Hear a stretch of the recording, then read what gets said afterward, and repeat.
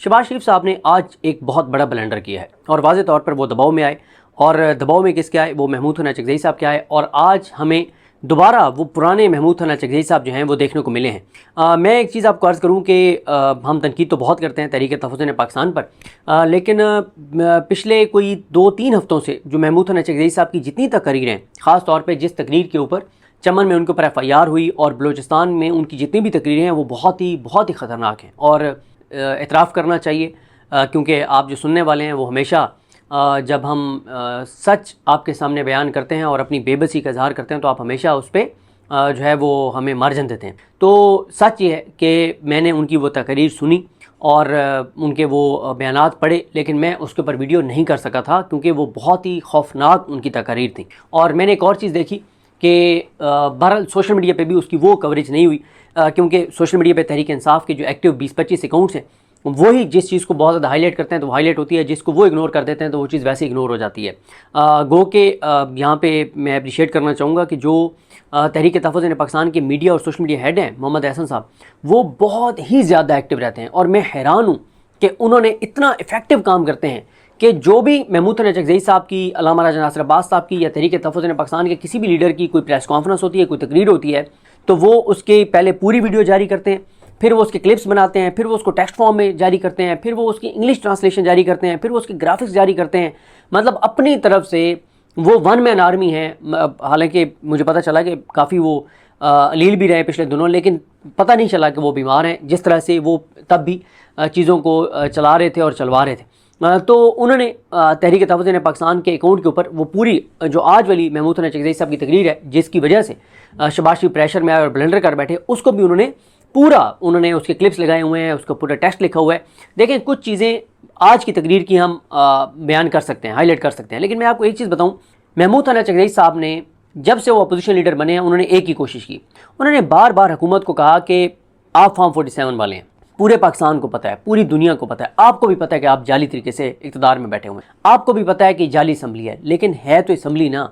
उन्होंने नवाज शरीफ को डायरेक्टली पैगाम भिजवाया, उन्होंने बार बार शहबाज शरीफ को पैगाम भिजवाया, उन्होंने बार बार हुकूमत को पैगाम दिया। उन्होंने कहा कि आप जाली हुक्मरान हैं, लेकिन आप एक पॉलिटिकल पार्टी हैं, हारे हुए हैं लेकिन सियासी जमात तो हैं, हम आपसे बात करेंगे, हम इस्टेब्लिशमेंट से बात नहीं करेंगे, हम आपसे बात करेंगे। उन्होंने पूरा अपनी एक कोशिश कर ली, इत्माम हुज्जत सब कुछ उन्होंने कर लिया कि हम आपसे बात करना चाहते हैं। लेकिन आपको पता है, जब स्पीकर अयाज सादिक, मुझे तहरीक इंसाफ के रहनुमा ने बताया कि हमें चकज़ई साहब ने भेजा अयाज सादिक साहब के पास कि आप जाएं और ये इमरान खान साहब की बहनों की मुलाकात का मामला उनके साथ बात करें। ये कोई 3 बार गए PTI का डेलीगेशन, चौथी बार जब गया या 5वीं बार, तो मुझे तहरीक इंसाफ के रहनुमा ने बताया कि हम जब गए तो हमें स्पीकर साहब मौजूद थे, अयाज सादिक, और साथ शायद राना सनौला भी थे, एक और भी कोई शख्सियत। उन्होंने हमें कहा कि हम इस्टेब्लिशमेंट की फ़लाँ शख्सियत जो हैं उनसे आपको टाइम ले देते हैं, आप उनसे जाके मिलें, हमारे बस की ये बात नहीं है, हमारे कद से ऊपर की बात है। तो उन्होंने आके महमूद हसन चकज़ई साहब को बताया। तो उस रहनुमा ने मुझे ये कहा, PTI के उस MNA ने ये कहा, उसने कहा कि जिस लेवल पे वो हमारी मुलाकात करवा रहे थे अयाज सादिक साहब और नून लीग की हुकूमत, उससे ऊपर के लेवल के ऊपर तो हम डायरेक्ट मिल सकते हैं। तो फिर चकज़ई साहब ने कहा कि जी नहीं, कोई डेलीगेशन उधर जाके इस्टेब्लिशमेंट को नहीं मिलेगा। तो कहने का मकसद यह कि चकज़ई साहब ने पूरी कोशिश की कि उन्होंने कहा कि इस ईवान को मजबूत बनाओ, जाली असम्बली है लेकिन है तो असम्बली, इसको मजबूत बनाओ, फैसले यहाँ पे करो। उन्होंने एक बार कहा, मुझे पता है आप इस वक्त मुश्किल में हैं। उन्होंने नून लीग को कहा कि मुझे पता है कि आप इस वक्त मुश्किल में हैं, मैं आपको ये कहता हूँ कि मामला असम्बली में ले आओ, हम आपको फेस सेविंग देंगे, हम आपको ताकत देंगे, हम आपके पीछे खड़े होंगे, आओ खड़े हो जाओ, इस असम्बली को मजबूत करो। उन्होंने यहाँ तक इनको ऑफ़र किया कि एक चार्टर साइन करते हैं तमाम पॉलिटिकल पार्टीज़, तुम चार्टर बनाओ नून लीग वाले, मैं इमरान खान से दस्तखत करवा के लाता हूँ, ये चकज़ई साहब ने कहा। उन्होंने कहा कि उस चार्टर में क्या होगा कि शफाफ इलेक्शन करवाते हैं, जो जीतेगा वो इक़्तिदार में आए, अदलिया को आज़ाद करेंगे, इस्टेब्लिशमेंट के हाथों कोई इस्तेमाल नहीं होगा, कोई जाके इस्टेब्लिशमेंट की गोद में नहीं बैठेगा। उन्होंने कहा कि जो पाकिस्तान के लिए ज़रूरी है वो चीज़ें हम करते हैं, आओ तुम चार्टर लिखो, सियासतदान की तज़हीक नहीं करेगा, किसी को बेगुनाह को जेल में नहीं डालेगा। तो ये सारी चीज़ें उन्होंने कहा कि हम करने को तैयार हैं, तुम चार्टर बनाओ, मैं इमरान खान से साइन करवा के लाता हूँ, लेकिन उन्होंने नहीं किया। अब वाज़े तौर पर नज़र आ रहा है कि महमूद हसन चकज़ई साहब ने वो जो एक प्यार से इनको समझाने की कोशिश की, थोड़ा सा तरीके से समझाने की कोशिश की, को काल करने की कोशिश की, तो वो चैप्टर तो आज हो गया क्लोज़। अब मैं महमूद हसन चकज़ई साहब की आज की जो स्पीच है उसके कुछ पॉइंट्स आपको बताऊँ और फिर मैं आपको बताता हूँ कि क्यों शहबाज शरीफ ने आज बहुत बड़ा ब्लंडर कर दिया और इस पर बड़ा अभी तो आज तो सारा माहौल कुछ और टीवी चैनल्स पे इन्होंने बनवाया हुआ है, लेकिन आप देखेंगे इसके ऊपर बहुत ज़्यादा बात होगी, सोशल मीडिया तो कर ही रहा है।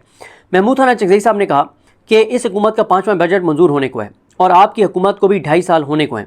हम तो बातें करते करते थक गए, अब हमें अपना लहजा अपनी टोन बदलना होगी।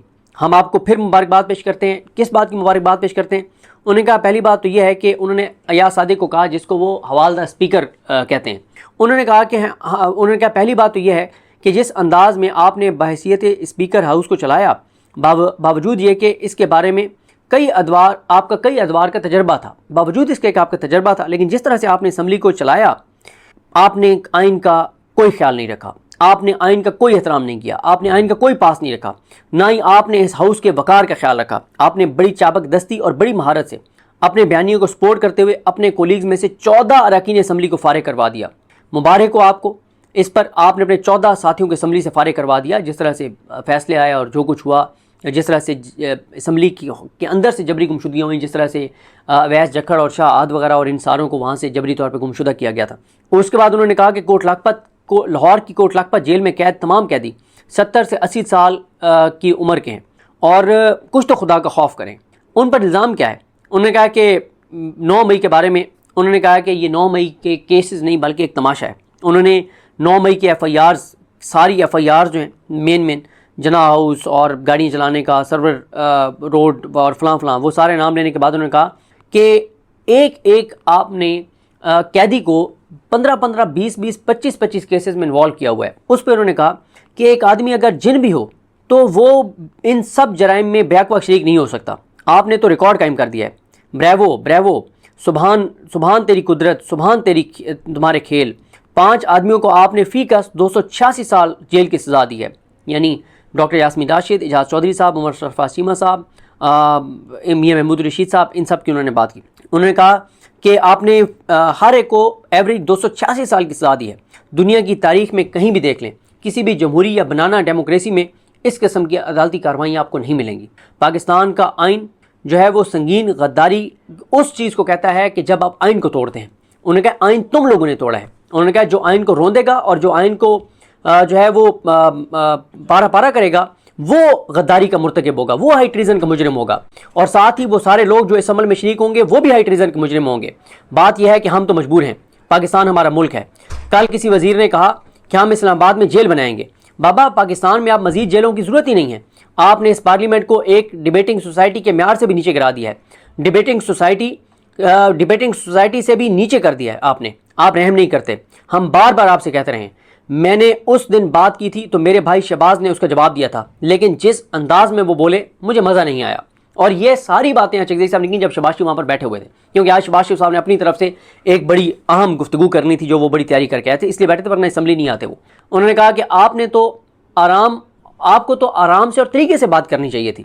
आप जिस अंदाज में आप कह रहे थे कि हमने बलूचिस्तान को फ़लानी सड़क दे दी, हमने बलूचिस्तान को फ़लाना फ्लाईओवर दे दिया, हमने ये कर दिया वो कर दिया। और यहाँ पे रुक के ये भी बता दूँ कि पंजाब हुकूमत जैसे मरीम नवाज़ वो मुहर्रम की सबीलों पे करोड़ों अरबों रुपए के इश्तहारात चलवा रही हैं, वो सरफराज बुगटी ने भी करोड़ों अरबों के इश्तहारात दे दिए। को खुदा का खौफ करो, को थोड़ी सी ख्वाजा आसिफ वाली चीज़ें कर लो। 2.5 करोड़ बच्चा स्कूल से बाहर है, 86 लाख बच्चे चाइल्ड लेबर का शिकार हैं, 59 लाख लोग सरकारी फिगर्स आपके मुताबिक जो हैं वो बेरोज़गार हैं, 13 करोड़ लोग खत गुर्बत से नीचे हैं। और तुम लोगों की तरजीहात ये हैं कि तुम करोड़ों अरबों रुपए के झूठे इश्तहारात दे रहे हो। कोई थोड़ी सी तो, अब मैं क्या बात करूँ फिर इनको। आगे उन्होंने कहा चकज़ई साहब ने कि आप कह रहे हैं कि आपने बलूचिस्तान को फ़लानी सड़क और फ़लाना फ्लाईओवर दिया। आपने बलूचिस्तान की सुई गैस के ट्रिलियंस डॉलर जो हैं वो आप ले गए हैं। अगर आप पूरे बलूचिस्तान की सड़कें पक्की कर दें और पूरे बलूचिस्तान को सोलर दे दें, फिर भी आप बलूचिस्तान की गैस के मकरूज़ रहेंगे। आपके पास वक्त बहुत थोड़ा है। हमारे इर्द गिर्द के इलाकों में जो कुछ हो रहा है वो बहुत बड़ी बर्बादी है। इसकी तैयारी के लिए खुदा के लिए अपने लोगों पर भरोसा करें। लोगों को आपसे कुछ नहीं चाहिए। जिस तरह असद कैसर भाई ने आपसे कहा कि पश्तूनख्वा वतन और बलूचिस्तान के लोग सेंट्रल एशिया के ज़रिए अपनी तिजारत करके ख़ुद को पालते थे, वो खुद अपना पेट पालते थे, लेकिन आपने उस पर पाबंदी लगा दी, आपने बॉर्डर्स को बंद कर दिया। इस चक्कर में आपने पंजाब के ज़िम्मेदार को भी फारिग कर दिया। हम पर आप फ़ौरन गद्दारी का ठप्पा लगा देते हैं। मेरे भाई ने कहा था कि पाकिस्तान हैं तो हम हैं। जी हाँ शहबाज भाई, ये बात 100% दुरुस्त है, लेकिन पाकिस्तान आसमान पर लटकी हुई कोई चीज़ नहीं है। पाकिस्तान का मतलब बलूचिस्तान है, पाकिस्तान का मतलब खैबर पख्तूनख्वा है, पाकिस्तान का मतलब सराइकी इलाका है, पाकिस्तान का मतलब सिंध है, पाकिस्तान का मतलब पंजाब है। जब यहाँ खुशी होगी, जब यहाँ अमन और अमान होगा, तभी पाकिस्तान में अमन होगा। कश्मीर के लोग आपसे क्या चाहते हैं, इनके मुतालबात क्या हैं? खुदा के लिए शहबाज भाई, मैं शरीफ लोगों से दरख्वास्त करता हूँ कि वहाँ कोई डेलीगेशन भेजें और उन्हें समझाएं आप पाकिस्तान को कहाँ लेकर जा रहे हैं। आप लोगों के साथ बैठकर बात करें, गोली किसी मसले का हल नहीं है। फिर आगे वो कहते हैं हमने हलफ लिया हुआ है, आप सब अंडर ओथ हैं, हम सब ने हलफ लिया है कि हम आईने पाकिस्तान की हिफाजत करेंगे, हम आईने पाकिस्तान को किसी को छूने भी नहीं देंगे। लेकिन क्या हम इस हलफ का आइन के ऊपर जो हमने हलफ उठाए हुए उसका हम पास रख रहे हैं? क्या हमने इस हलफ का साथ दिया? जिस अंदाज में हमारे ये वजीर बैठे हैं, हरफन मौला, खुदा के लिए, फॉर गॉड सेक, गलतियाँ होती हैं। अगर हम निशानदेही नहीं करेंगे तो कौन करेगा? गलतियाँ होती हैं, खुदा का नाम गवाह है, ये पार्लियामेंट गवाह है, मेरे साथी गवाह हैं। उन्होंने कहा कि मेरे पे पीटीआई ने भरोसा किया, इन्होंने मुझे जो है वो इस हाउस की ताकत के लिए जिम्मेदारी दी। उन्होंने कहा कि इसको अवाम का नुमाइंदा बनाएं। उन्होंने कहा शहबाज भाई, आपको जो सपोर्ट चाहिए हम गैर मशरूत तौर पे आपको सपोर्ट देने के लिए तैयार हैं, अगर आप इस ऐवान को मजबूत बनाना चाहते हैं। उन्होंने कहा कि ना हमें पैसा चाहिए, ना परमिट चाहिए, ना करोड़ रुपए चाहिए और ना ही कुछ और। आएँ सब मिलकर इस हाउस को पावरफुल करते हैं, इसको ताकतवर बनाते हैं। उन्होंने कहा कि शहबाज शरीफ साहब एक ताकतवर वज़ीर आज़म बने, बिस्मिल्लाह करें, जुडिशरी अपने फ्रेमवर्क में रहे, पार्लियामेंट अपने फ्रेमवर्क में रहे, तमाम इदारे अपनी हदूद में जाएँ। उन्होंने कहा कि ये हाउस जो है वो ताकत का सरचश्मा होना चाहिए। उन्होंने कहा कि यहीं से दाखिला और खारजा पॉलिसी बननी चाहिए, यहाँ पे फॉरेन पॉलिसी बननी चाहिए, तब पाकिस्तान फलेगा और फूलेगा। हमें कुछ नहीं चाहिए। आज आप शहबाज भाई, आप बलोचों को बुलाएं और उनसे कहें कि भाई अल्लाह पाक ने जो कुछ तुम्हारे वतन में पैदा किया है उस पर पहला आईनी हक तुम्हारे बच्चों का है। यही बात सिंधियों से कहें, यही बात सराइकियों से कहें, यही बात पंजाब के सिपाहियों से कहें, यही बात कश्मीरियों से कहें। हम सब भंगड़ा डाल के पाकिस्तान को एक बेहतरीन पाकिस्तान बना देंगे। खुदा के लिए ऐसा ना करें, खुदा के लिए। बहुत दुख होता है, बहुत दुख होता है ये सब देखकर। इमरान खान जेल में, आखिर उसने क्या किया है, उसका जुर्म क्या है? उन्होंने कहा कि शहबाज भाई, वो बार बार शहबाज शरीफ को मुखातिब कर रहे थे क्योंकि शहबाज शरीफ बैठे थे साथ। उन्होंने कहा शहबाज भाई, छोटे छोटे बच्चे सड़कों पर हैं, लेकिन जलसे जुलूस और इज्तिमात पर मुकम्मल पाबंदी है। इक्का दुक्का लोग भी जमा नहीं हो सकते। कोई तो हमारी बात सुनने की कोशिश करे, हम आपके दोस्त हैं, लेकिन इस शर्त पर कि मुल्क के असूलों पर कोई समझौता नहीं होगा। आइन बालादस्त होगा, पार्लियामेंट ताकत का सरचश्मा होगी और तमाम कौमियतों को उनके वसाइल पर मुकम्मल इख्तियार मिलेगा। शहबाज भाई, इसके बगैर बात नहीं बनेगी।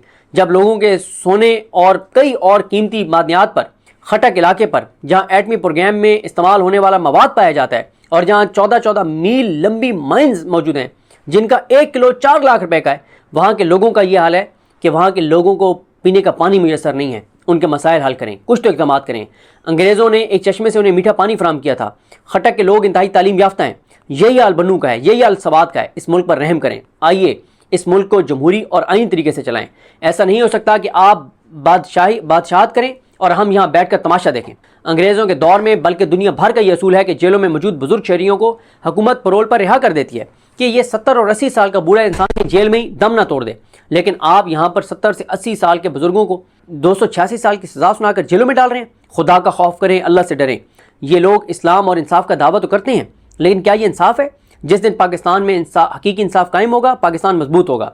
शहबाज भाई, आपने बिल्कुल दुरुस्त कहा था कि पाकिस्तान होगा तो हम होंगे, लेकिन पाकिस्तान तभी कायम रहेगा जब एक जमहूरी मुल्क बनेगा, जहाँ अदल व इंसाफ का बोलबाला होगा, जहाँ कमज़ोर को जीने का हक मिलेगा और उसकी रोटी और रोज़गार का बंदोबस्त होगा। ऐसा पाकिस्तान क़यामत तक कायम व दायम रहेगा।